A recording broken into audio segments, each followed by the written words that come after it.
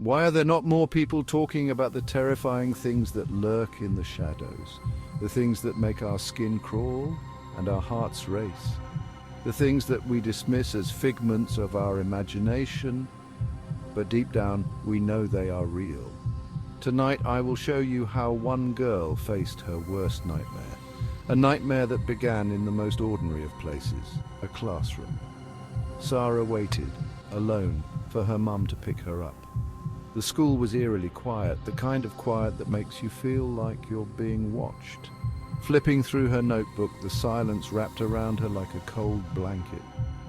Each page turn seemed louder than the last, echoing in the empty room.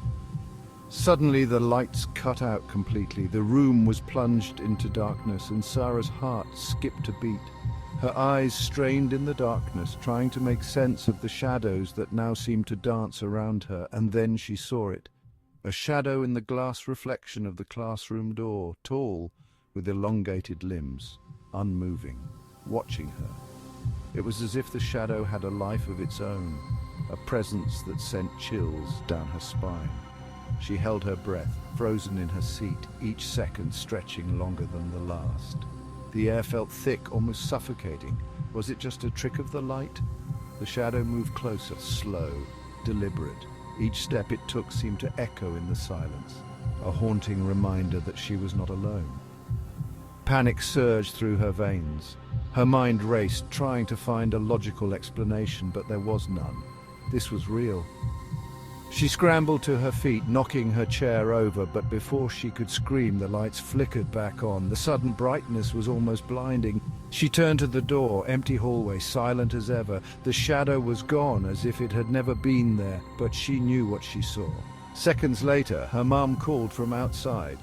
The familiar voice was a lifeline, pulling her back to reality. Sarah fled, leaving her notebook behind. She didn't care about anything except getting out of that room. As she closed the classroom door, her heart pounded in her chest. The fear was still there, lingering like a dark cloud, and then she saw them, faint handprints on the inside of the glass, just about her height. They were a chilling reminder that what she experienced was real. The shadow had left its mark, a haunting memory that would stay with her forever. As Sarah walked away from the school, she couldn't shake the feeling that she was being watched. The shadows seemed to follow her, a constant reminder of the terror she faced. She got into her mum's car, glancing back at the school one last time.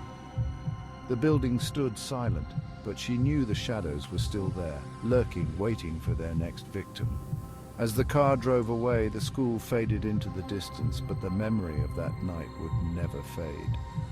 It was a reminder that sometimes the things that go bump in the night are very real, and they're closer than we think. The classroom door stood closed, but the shadows inside seemed to move subtly, as if waiting for the next unsuspecting soul to wander in. The terror of that night was not just a story.